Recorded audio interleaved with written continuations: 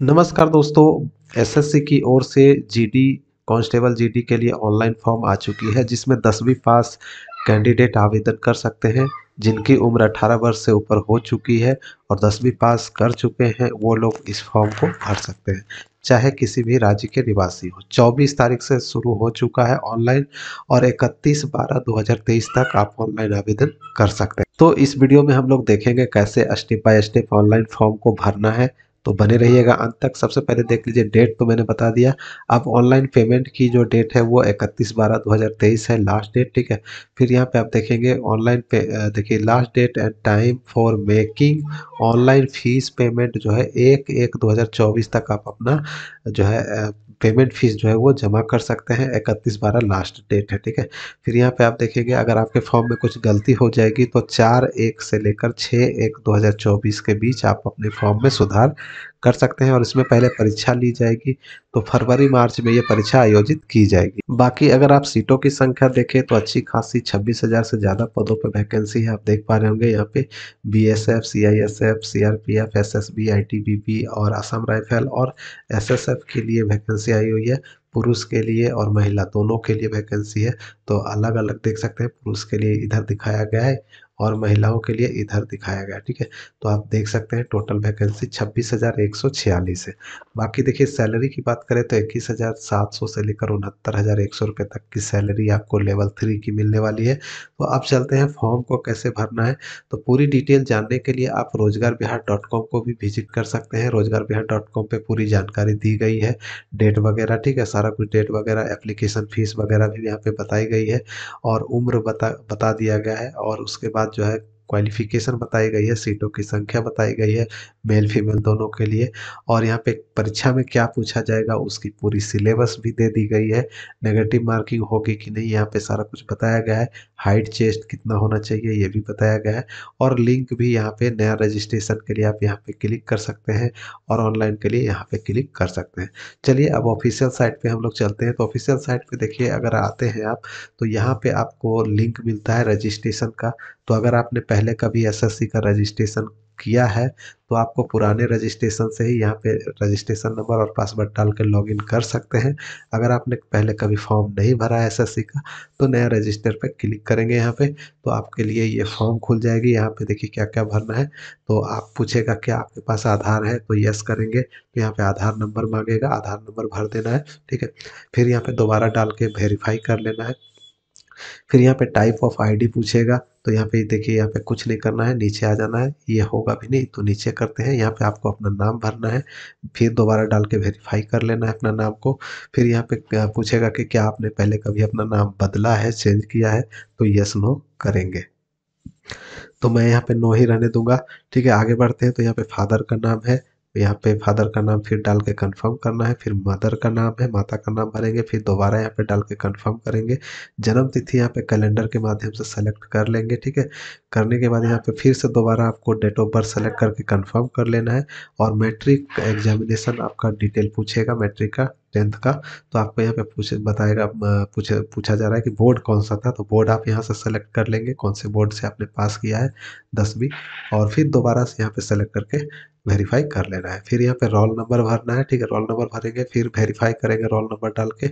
और फिर passing year आपसे पूछेगा तो यहाँ पे सेलेक्ट करके डाल देंगे। डालने के बाद फिर दोबारा से सेलेक्ट करेंगे और फिर से वेरीफाई कर लेंगे। फिर जेंडर पूछेगा तो मेल फीमेल जो भी है उसे सेलेक्ट कर ले। ठीक है, 2 बार यहाँ पे पूछेगा। फिर यहाँ पे लेवल ऑफ एजुकेशन क्वालिफिकेशन पूछेगा, तो यहाँ पे आपका हायर एजुकेशनल क्वालिफिकेशन क्या है। जैसे 10वीं है तो 10वीं, इंटरमीडिएट कर रखे हैं तो इंटरमीडिएट, ग्रेजुएशन कर रखा है तो ग्रेजुएशन, पोस्ट ग्रेजुएशन कर रखे हैं तो पोस्ट ग्रेजुएशन। जो भी आपका हाईएस्ट क्वालिफिकेशन है वो यहाँ पे चयन कर लेंगे। ठीक है, करने के बाद देखिए यहाँ पे नेक्स्ट जो है आपका मोबाइल नंबर है, तो मोबाइल नंबर यहाँ पे डालेंगे, फिर दोबारा डाल के कंफर्म करेंगे। ईमेल आईडी है, फिर यहाँ पे डाल के कंफर्म करेंगे। और परमानेंट एड्रेस के रूप में आपको स्टेट सेलेक्ट करना है, अपना जो भी आपका स्टेट है उसे सेलेक्ट कर ले और सेव क्लिक कर लेनी। ठीक है, सेव कर लेना है। चलिए इतना पहले कर लेते हैं। उसके बाद दोस्तों आपको एक ओटीपी चली जाती है आपके मोबाइल नंबर पे और आपके ईमेल आईडी पे, दोनों पे अलग अलग ओटीपी जाती है। तो जिस पे भी ओटीपी जाए पहले वो आपको कंफर्म करना है। सबसे यहाँ पे देख सकते हैं कंफर्म पे क्लिक करेंगे तो आपका ओटीपी चला जाएगा, लेकिन अभी इसे वेरीफाई नहीं करना है, वो आपको ऑप्शन मिलेगा। ठीक है, तो कंफर्म करने के बाद दोस्तों जो है आपको आपको रजिस्ट्रेशन नंबर मिल जाती है। रजिस्ट्रेशन नंबर मिलने के बाद दोस्तों ये आपको आपके सामने जो होगा वो आपका पासवर्ड बदलने के लिए कहेगा। जो आपको पासवर्ड मोबाइल पे भेजा गया है वो ओल्ड पासवर्ड यहाँ पे डालना है, और नया पासवर्ड आपको बनाना होता है। तो नया पासवर्ड आपको यहाँ पे 8 अंकों का या 6 अंकों का पासवर्ड बना सकते हैं। जैसे कि देखिए, पहला कैपिटल डालेंगे, उसके बाद छोटा डालेंगे, ठीक है, उसके बाद एक सिंबल लेटर डाल देंगे, उसके बाद अंक कोई भी 1 2 3 4 जितना भी डालना चाहें डाल सकते हैं। तो इस प्रकार से नया पासवर्ड दोनों में डालकर सबमिट बटन पर क्लिक करेंगे तो आपका जो है पासवर्ड चेंज हो जाएगा।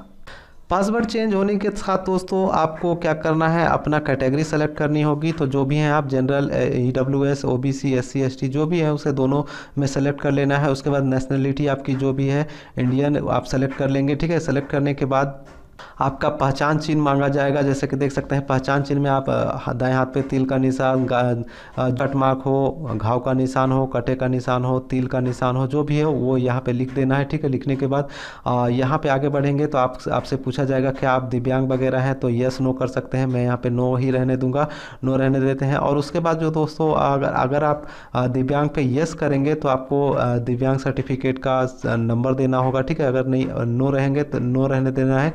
यहाँ पे ज़्यादा कुछ करना नहीं है, नो रहने दीजिए अगर आप दिव्यांग नहीं है तो। ठीक है, आगे बढ़ेंगे। आगे बढ़ेंगे तो आपको सबसे पहले अपना परमानेंट एड्रेस भरना है, उसके बाद अपना प्रेजेंट एड्रेस भरना है। ठीक है, एड्रेस भरने के बाद दोस्तों आगे बढ़ेंगे। देखिए यहाँ पे आपका डिस्ट्रिक्ट है, स्टेट है, पिन कोड है, उसी प्रकार से यहाँ पे आप अपना परमानेंट एड्रेस भरेंगे। स्टेट डाल देंगे, उसके बाद डिस्ट्रिक्ट डाल देंगे, पिन कोड डाल देंगे, जो भी है वो डालने के बाद आगे बढ़ते हैं। तो सारा कुछ फिल करने के बाद यहाँ पे आप जो है सेव पे क्लिक कर सकते हैं। ठीक है, सेव करने के बाद जो है आपका डाटा सेव हो जाता है। उसके बाद नेक्स्ट बटन पे क्लिक करके आप आ सकते हैं। ठीक है, या फिर आप अगर कुछ सुधारना चाहते हैं तो प्रीवियस पे जाके सुधार भी सकते हैं। उसके बाद आगे बढ़ेंगे, सेव करने का नेक्स्ट करने के बाद, सेव और नेक्स्ट करने के बाद उसके बाद आपका डिक्लेरेशन आ जाता है। ठीक है, फोटो सिग्नेचर नहीं आती है क्योंकि फोटो सिग्नेचर जो है अब नहीं आता है। अब आपको लास्ट में ही फोटो सिग्नेचर अपलोड करने के लिए कहा जाता है, क्योंकि एक बार पहले जो होता था कि पहले ही रजिस्ट्रेशन के समय ही फ़ोटो सिग्नेचर ले लिया जाता था, लेकिन अलग अलग फॉर्म में फ़ोटो बदलने के लिए में दिक्कत होती थी, इसलिए अब इसे एसएससी ने हटा दिया है।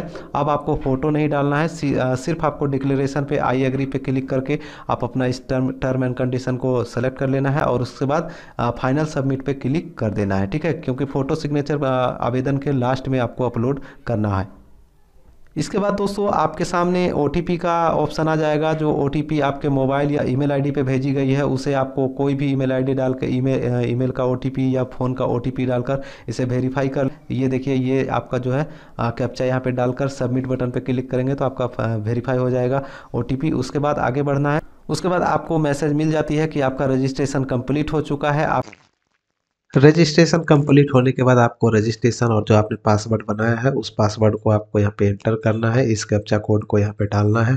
अगर आपके पास पहले से रजिस्ट्रेशन नंबर और पासवर्ड है तो डाल के आप यहाँ पे लॉगिन कर लेंगे। ठीक है, चलिए लॉगिन कर लेते हैं। और अगर ऐसे ऑफिशियल साइट ना खोले तो आप रोजगारबिहार.com से भी विजिट करके डायरेक्टली देखिए यहाँ पे अप्लाई ऑनलाइन पे क्लिक करके आप अपना लॉगिन कर सकते हैं। तो दोनों ऑप्शन मैंने आपको बता दिए हैं, यहाँ पे यूजर आई डी पासवर्ड डाल के लॉगिन कर लेंगे। तो लॉगिन करते ही देखिए आपके सामने ये वाला ऑप्शन आ जाएगा। देखिए constable GD in central armed police force. तो इसी के नीचे देखिए आपको अप्लाई का भी है, प्रिंट का भी है, पेमेंट का भी है। तो अगर आप जनरल कैटेगरी से हैं तो पेमेंट भी करना होगा। ठीक है, तो अपना पेमेंट कर लीजिएगा। मैं यहाँ पे अप्लाई पे डायरेक्टली क्लिक कर दे रहा हूँ। तो जैसा इस पर क्लिक करते हैं आपके सामने रजिस्ट्रेशन वाला डिटेल खुल जाता है। तो रजिस्ट्रेशन में ज़्यादा कुछ नहीं करना है, यहाँ पे सीधे नीचे आना है और यहाँ पे एज रिलैक्सन के बारे में पूछेगा, क्या आप एज में छूट चाहते हैं, तो हाँ या ना पे क्लिक करेंगे। अगर यस करेंगे तो किस कैटेगरी के अंतर्गत आप चाह रहे हैं वो आपका यहाँ पे चूज करना पड़ेगा। ठीक है, देखिए यहाँ पे दो तरीके का आ जाएंगे, तो यहाँ पे जो भी आपका है उसे सेलेक्ट कर लेंगे। फिर यहाँ पे आएंगे तो यहाँ पे आपके पास एनसीसी कैडेट का एनसीसी का सर्टिफिकेट वगैरह है तो आप यस करेंगे, नहीं तो नो कर देंगे। मैं यहाँ पे नो कर देता हूँ, ठीक है। नो करते हैं, आगे बढ़ते हैं। तो यहाँ पे देखिए, यहाँ पे सेंटर पूछेगा, एग्जामिनेशन सेंटर कहाँ देना चाहते हैं, तो आपको 3 सेंटर सेलेक्ट करके डाल देनी है। एक-एक करके 3 सेंटर सेलेक्ट करके डालेंगे। फिर medium of computer based examination, यानी हिंदी में परीक्षा देना चाहते हैं या इंग्लिश में या कोई और लैंग्वेज में, तो आप यहाँ पे सेलेक्ट कर सकते हैं। मैं यहाँ पे हिंदी कर देता हूँ। फिर यहाँ पे आते हैं तो वेरीफाई कंप्यूटर बेस्ड एग्जामिनेशन, तो यहाँ पे जो हिंदी आपने सेलेक्ट किया, फिर से हिंदी आपको कर लेनी है। फिर यहाँ पे आते हैं तो डोमिसाइल स्टेट आपसे पूछेगा, तो जो आपका डोमिसाइल स्टेट है सो उसे डालेंगे, फिर दोबारा से डाल के कंफर्म कर लेंगे। फिर यहाँ पे आ जाता है डिस्ट्रिक्ट ऑफ डोमिसाइल स्टेट, कौन से डिस्ट्रिक्ट से आप निवास करते हैं वो आपको यहाँ पे शो करेगा, आपको सेलेक्ट करके डाल देना है। फिर यहाँ पे दोबारा शो करेगा, फिर दोबारा से आपको अपना डिस्ट्रिक्ट सेलेक्ट करके डाल देना है। ये दोनों डालने के बाद यहाँ पे आपसे पूछेगा क्या आपने पहले अपना स्टेट माइग्रेट किया था, यानी अपना स्टेट छोड़ के दूसरे स्टेट में गए हैं, तो यहाँ पे यस नो करना है। तो मैं यहाँ पे नो कर दूंगा, ठीक है। गलती नहीं करना, यही सब यहाँ अगर गलती करेंगे तो आपका जो है फॉर्म रिजेक्ट होने की दिक्कत होगी और आगे चल के वेरिफिकेशन वगैरह में भी दिक्कत हो सकती है। तो ज़्यादा कुछ नहीं करना है, सिर्फ नो कर देना है, आगे बढ़ना है। तो यहाँ पे अब जो है पोस्ट प्रेफरेंस पूछेगा, यानी किस फोर्स में आप पहले जाना चाहते हैं। अगर आप सबसे पहले सीआईएसएफ में जाना चाहते हैं तो सीआईएसएफ डालेंगे, ठीक है। 1 नंबर 2 नंबर करके आपको यहाँ पे डाल देना है। अगर समझ में नहीं आ रहा है तो पोस्ट डिटेल पे आप क्लिक करेंगे, तो यहाँ पे पोस्ट डिटेल देखिए ABCD कोड दिखा रहा है। तो जो भी कोड दिखाया गया आपको देख सकते हैं, बॉर्डर सिक्योरिटी फोर्स के लिए A है, फिर अगर आप CISF की बात करें तो B है। तो इसी प्रकार से आप देख लीजिएगा, उसके बाद यहाँ पे डाल दीजिएगा। जैसे कि मैं यहाँ पे सबसे पहले B डाल देता हूँ, ठीक है। इसी प्रकार से फिर मैं यहाँ पे A डाल दूंगा। तो उसी प्रकार से आपको एक एक करके सभी में डाल देना है, दोनों नीचे में भी वही। और डालने के बाद यहाँ पे हाईएस्ट क्वालिफिकेशन आपका पूछेगा क्या है, तो यहाँ पे आप सेलेक्ट करके डाल देंगे, जो भी आपका है वो डालेंगे। और उसके बाद अगर इसमें से नहीं है तो अदर करके भी डाल सकते हैं, ठीक है। और detail of qualifying educational qualification मांगेगा, तो यहाँ पे 10th कर दीजिएगा। आगे बढ़ते हैं तो यहाँ पे पूछेगा का स्टेटस क्या है, तो पासेड है तो आप पास डालेंगे, अपेयरिंग है तो अपेयरिंग डालेंगे। फिर यहाँ पे आ जाएगा रोल नंबर वगैरह, परसेंटेज यहाँ पे डाल देंगे। अगर CGPA है तो CGPA डाल देंगे, ठीक है। डालने के बाद यहाँ पे आगे बढ़ते हैं, तो आपसे यहाँ पे पूछेगा कि क्या जो आपका पर्सनल इन्फॉर्मेशन है किसी अन्य जॉब के लिए शेयर करना चाहते हैं, तो हाँ या ना पे क्लिक कर सकते हैं। तो मैं यहाँ पे यस कर देता हूँ, ठीक है। आगे बढ़ते हैं तो यहाँ पे एड्रेस आपका जो है रजिस्ट्रेशन वाला आ जाएगा। फिर नीचे आएंगे तो यहाँ पे आपको फोटोग्राफ है, देख पा रहे होंगे 50 KB, 20 KB से 50 KB तक का फोटोग्राफ यहाँ पे अपलोड करना है। और हल्के सफ़ेद बैकग्राउंड का ही फोटो अपलोड करिएगा। फिर यहाँ पे आ जाता है सिग्नेचर, जो कि 10 से 20 KB तक का यहाँ पे अपलोड कर सकते हैं। अपलोड करने के बाद यहाँ पे पूछेगा कि फ़ोटोग्राफ जो है पूरा 24 अगस्त 2023 के बाद खींचा गया है कि नहीं, तो यहाँ पे यस कर लेंगे, ठीक है। तो यहाँ पे मैंने यस कर दिया है। फिर आगे आएंगे तो इसको आपको एक्सेप्ट कर लेना है, और ये जो कैप्चा कोड है यहाँ पे डालेंगे और प्रीव्यू बटन पे क्लिक कर लेंगे। कैटेगरी से हैं तो आपको पेमेंट का ऑप्शन मिल जाएगा, पेमेंट आप लोग कर लीजिएगा। अब जो आपने फॉर्म में भरा है उसका पूरा प्रीव्यू आपको देखने को मिल जाएगा। प्रीव्यू आप लोग देख लीजिएगा, और देखने के बाद अगर सब कुछ ठीक है तो सबमिट कर देंगे। अगर कुछ गलती है तो यहाँ पे एडिट मॉडिफाई पे क्लिक करके आप अपना सुधार कर लीजिएगा, उसके बाद फाइनल सबमिट करिएगा। और अगर आप जनरल EWS कैंडिडेट है तो आपको पेमेंट का ऑप्शन मिल जाएगा, पेमेंट कर लीजिएगा। मैं यहाँ पे पेमेंट कर चुका हूँ, यहाँ पे सबमिट कर लेते हैं, ठीक है। सबमिट करते ही देखिए आपका जो है प्रिंट आउट जो है आपको मिल जाता है। देखिए प्रिंट का ऑप्शन मिल चुका है। अब यहाँ पे प्रिंट पे क्लिक करेंगे और आप अपना प्रिंट आउट ले लेंगे।